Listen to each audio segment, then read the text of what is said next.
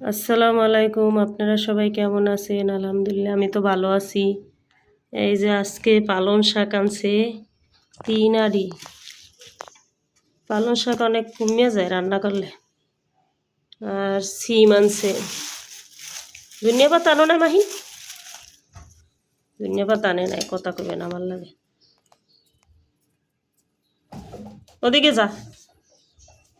ক্যামেরার মধ্যে মনে হয় ওদিকে তো ওদিকে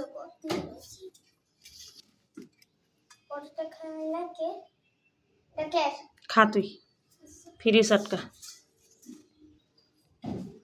তো আজকে আমি পালং শাক ভাজি করব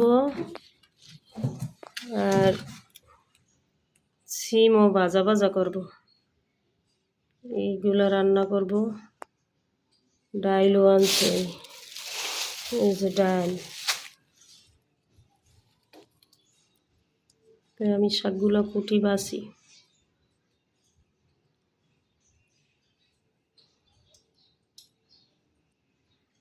ওই যে ভাত হইতে আছে, ওই ভাত চুলায়।